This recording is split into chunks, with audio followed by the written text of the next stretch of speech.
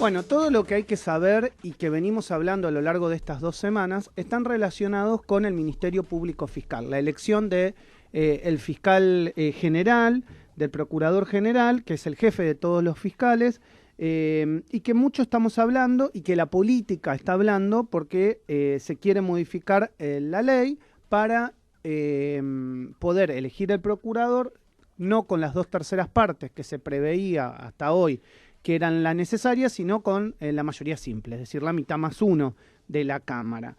Y obviamente que la doctora Josefina Tajes nos va a explicar esto, cómo es desde el punto de vista constitucional. ¿Por qué constitucional? Porque mucho se habla de por qué el legislador en la reforma del 94 no dejó en claro que las 2/3 partes para la elección del procurador debían quedar en la Constitución para evitar la modificación por una ley como se quiere hacer ahora. Hola, doctora, querida Josefina, ¿cómo te va? Buen día. Buen día, Maxi, ¿cómo están? Semana caliente, ¿no? Sí, totalmente, la verdad que Ahí sí. los estaba escuchando, les voy a hacer un comentario chiquito antes de Sí. adentrarnos en el tema de hoy, respecto de lo que hablaban del programa de Tinelli. Se lo Ujú. ve anoche, bueno, a última hora vi que está profundamente enojado y le ha dado una respuesta en vivo al ministro Goyán, Ujú. que la verdad me pareció también por demás desacertada, ¿no? Ujú. Porque sacar los trapos al sol porque tenés un micrófono cuando te están haciendo una observación no me parece de buen gusto. Más allá de sumarme a la opinión, digamos, masiva respecto de lo inoportuno del programa y de lo inoportuno del fútbol y de lo inoportuno de tantas otras cosas más, cuando las necesidades urgentes y verdaderas de todos los que estamos padeciendo esta pandemia son otras, ¿no?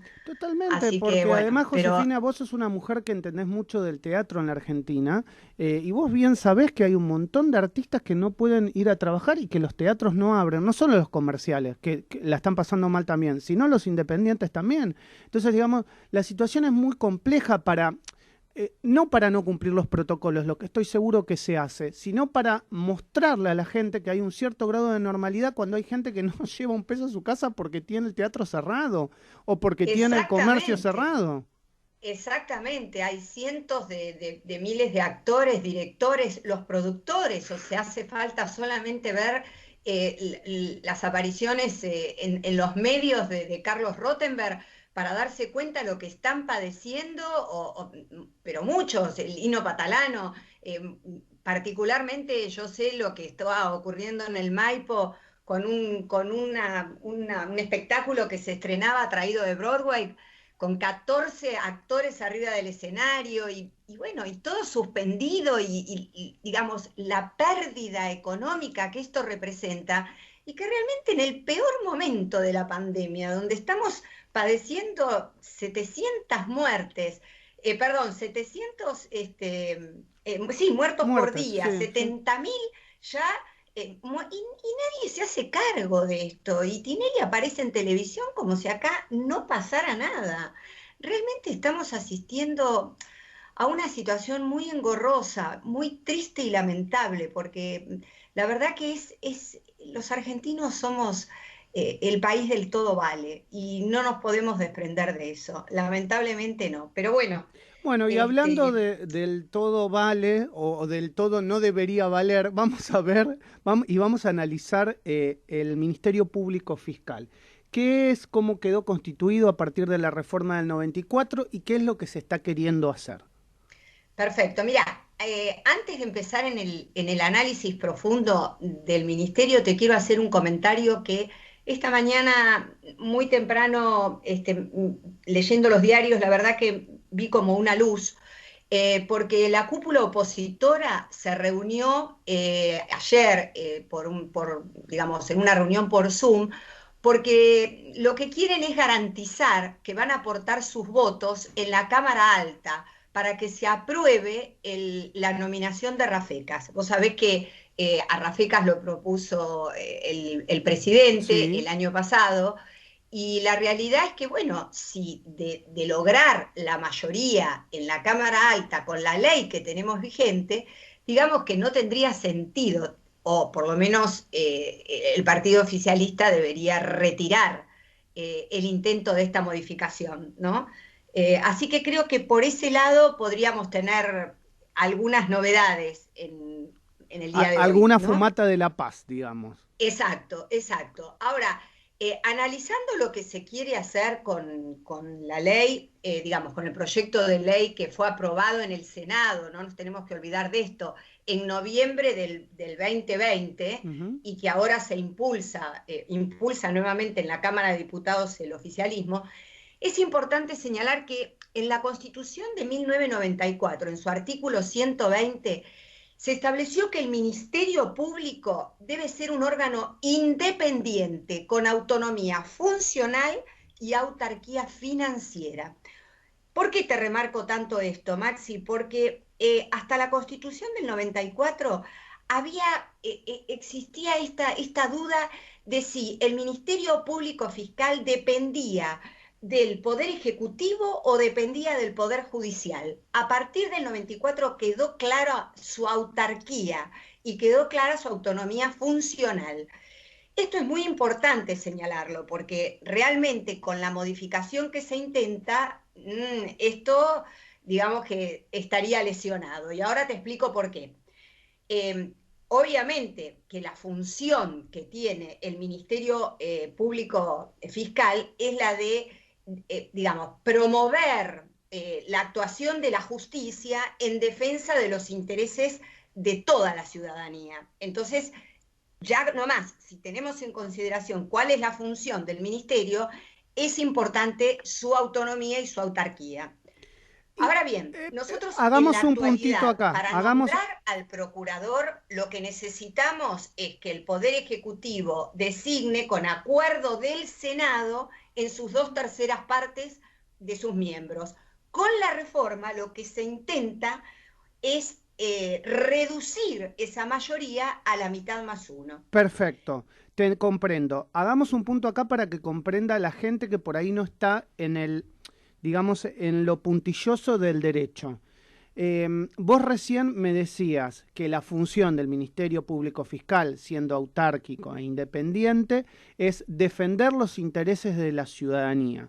Bien, vamos a esto. La reforma del 94, cuando habla del Ministerio Público, ¿a qué hace alusión? ¿A qué jurisdicción hace alusión? ¿Sobre qué delitos hace alusión? ¿Sobre un homicidio común para defender a, en este caso, a la ciudadanía frente al criminal y que se garanticen los derechos del ciudadano? ¿O estamos hablando de delitos federales? Es No, decir, estamos hablando de delitos federales. Y ok, precisamente como estamos hablando de delitos federales, es que hay tanta inquietud en la fuerza opositora y en el resto de los partidos, porque obviamente que esta modificación, en un momento como este, donde te repito, los intereses de la ciudadanía son otros, más allá del Ministerio Público Fiscal, es que, bueno, lo que se está intentando con esta modificación es, de alguna manera, dejar sin efecto ciertas causas que denotan una gran impunidad, pero por supuesto de carácter federal. pero está bien esto que estamos diciendo, como para que la gente no crea que esto lo... A ver, el hombre común, hablamos del Sí, ciudadano sí, común entiendo. habitualmente. No, no, yo entiendo que vos lo entendés, pero quiero tratar de expresarlo de la mejor manera para que nadie se sienta ofendido y que la gente lo pueda interpretar. Generalmente, cuando vos te cometen un delito, un robo, un hurto, un homicidio, eso pasa todo por las justicias locales, que son las justicias provinciales. Son los Exacto. delitos no delegados a la nación y que tienen autonomía las provincias de poder ejercer esa administración de justicia. Sí ha sucedido que algunos delitos, las provincias, con competencia originaria en la Constitución, se la delegaron a la nación, como Exacto. los delitos federales, que son todos los relacionados con, por ejemplo, el contrabando, la política, todos los relacionados con la política, porque están en fuero federal, es decir, tienen que ver con administración de justicia nacional, Claro. etcétera. Entonces, estamos hablando de esos delitos, no estamos hablando de los delitos comunes, no delegados. Exacto, exacto. Por eso hay tanta resistencia a esta modificación, donde evidentemente va a ser difícil que un solo bloque pueda reunir por sí solo la cantidad de 2/3 de los votos.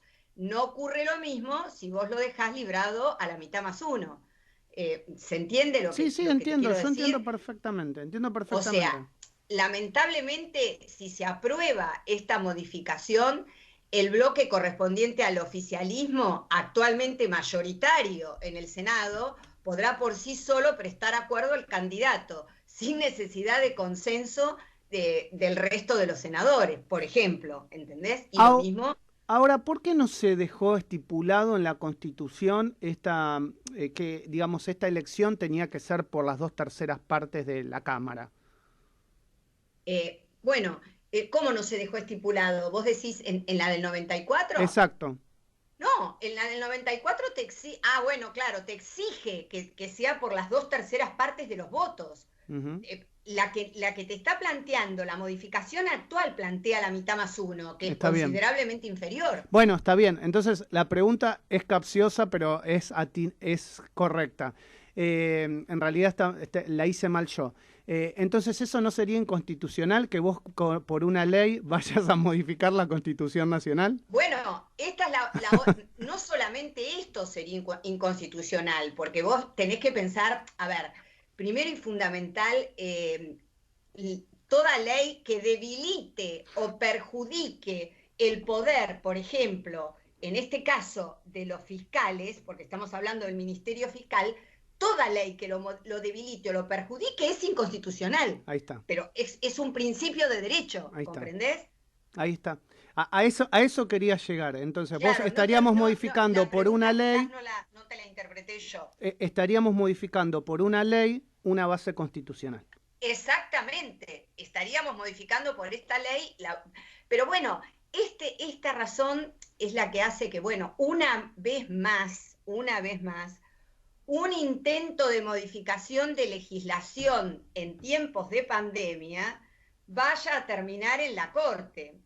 No sé si está claro. Sí, De sí. aprobarse esta ley, obviamente que va a llegar a la Corte, porque tiene tanto, es para el nombramiento del procurador, como también para remover al procurador. El proyecto flexibiliza el trámite totalmente. Por ejemplo, ya no exige más el juicio político como el juicio necesario para sacar un juez de la Corte, donde hacen falta las mayorías especiales de los 2/3 de diputados y de senadores. ¿Entendés? Establece que el juicio político se puede iniciar por decisión fundada del Poder Ejecutivo, quien se lo comunica a la Cámara de Diputados y, por supuesto, la Cámara de Diputados lo promueve. Ahora, ¿qué significa esto? Que el Poder Ejecutivo le saca a los diputados la potestad exclusiva y se la arroga como una facultad que no les propia. ¿Se entiende? Sí, yo lo entiendo perfectamente y me suena hasta que si esto se llega a aprobar, termina, como bien vos decís, en una causa de inconstitucionalidad. No me cabe la menor duda, ¿eh? No me cabe la menor Pero duda. termina, no hay razón para que no termine de esta forma. Vos fijate, otra de las situaciones es la suspensión del procurador, por ejemplo. Hoy, ante la vacancia del procurador, se reemplaza por el funcionario de carrera, el que tiene 10 años de antigüedad, que fue el caso de Casal. Ujú. Ahora, con la reforma, ¿qué se pretende? Que a través de la comisión bicameral de seguimiento se pueda elegir el procurador interino. Clarísimo, O sea, Josefina. son muchas y obviamente yo creo que la ciudadanía, a ver, Maxi, tanto vos como yo somos abogados, mi especialidad es distinta a la tuya, pero convengamos en que en los últimos tiempos estamos agarrados de la Constitución, porque la verdad que las cosas que se plantean son verdaderamente disparatadas. O sea, no se puede entender que se estén planteando más allá del contexto, ¿no? Que insisto, hoy a la ciudadanía le importa saber qué pasa con la falta de vacunas, más Mira, allá de los vacunos también. qué pasa con el índice de pobreza, qué pasa con la inseguridad, qué pasa con el desempleo, pero más allá de todo eso se plantea esto. Yo siempre Y esto entendí, yo siempre es entendí y inconstitucional. creo que lo Después, entendí. por ejemplo, otra de las cosas que tenemos es la duración en el cargo. En este caso, por ejemplo, la ley actual no establecía un tiempo, es como para los jueces. El procurador permanece ahí hasta, por ejemplo, el límite era su edad, que son los 75 años. Con la reforma se limita ese mandato de 5 años con posibilidad de una reelección por otros 5 más. Ujú. Eh, y lo que a mí me parece absolutamente más alocado es el tema del tribunal de enjuiciamiento. A A ver, ver, contanos. el tribunal de enjuiciamiento es el órgano encargado de sancionar a los fiscales, ¿no? Ahora, ¿qué es lo que sucede con relación a este órgano? En la ley que se intenta aprobar, se mantiene la cantidad de 7 miembros.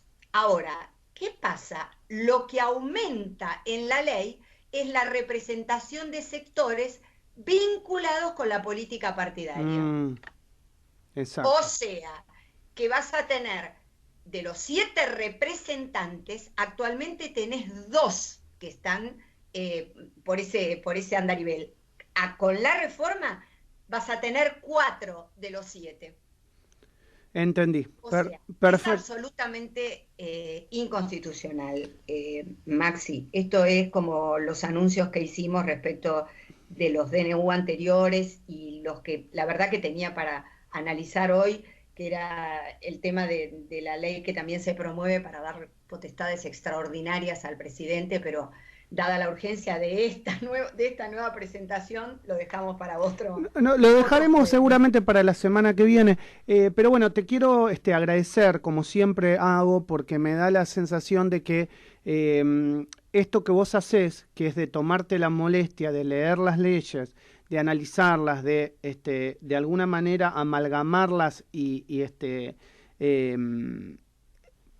hacer, digamos, que la Constitución es lo que prevalezca sobre el intento de modificación a través de leyes o DNU y explicarle a la ciudadanía cómo esto puede, si avanza sin ningún sentido, termina en la Corte Suprema y la Corte va a terminar diciendo que es inconstitucional, entonces uno dice, ¿por qué primero no se asesoran y evitamos todo este trámite y este dispendio y desgaste de la propia sociedad queriendo meter por la ventana algo que nunca pudo entrar por la puerta, ¿no? Claro, lo que pasa, Maxi, que la verdad que sinceramente entiendo lo que vos decís y lo veo como un análisis de gente, eh, a ver, un análisis lineal, digamos, de gente bien pensada. No nos olvidemos que esto distrae mucho a la ciudadanía. Esto, la verdad que la pone en vilo y hay otros temas que es mejor no tratarlos, porque la verdad es que estamos atravesando una situación límite sanitaria y nadie, yo escucho o veo los canales y la gente llama desesperada preguntando que se le está por vencer su primer vacuna y cómo es esto y cómo se va a resolver. Y la verdad es que no lo sabemos. Y no carguemos las tintas sobre el presidente de la nación. Digamos que hay una serie de ministros, hay una serie de asesores, tenemos, a ver, en el Congreso tenemos 72 senadores y 1.500 o 1.400 y pico de asesores que podrían estar explicándole a la ciudadanía un poco más sobre lo que está sucediendo, más allá de ponernos a ver si el Ministerio Público Fiscal lo tenemos que modificar en este momento, que a nadie, por la consulta que hagas, a nadie le interesa, a Gra- nadie. Porque la Gracias, verdad es José. que ninguno de los ciudadanos estamos pretendiendo que declaren la impunidad de nuestros actos. Gracias por estos minutos, como siempre. Te mando un beso grande. Un abrazo, buen fin de semana, aunque guardados. Gracias, beso grande. La doctora Adiós, cariño. Josefina Tajes charlando en la mañana de Radio Sónica, haciendo un análisis exhaustivo y minucioso de la modificación que se pretende de la ley del Ministerio Público Fiscal.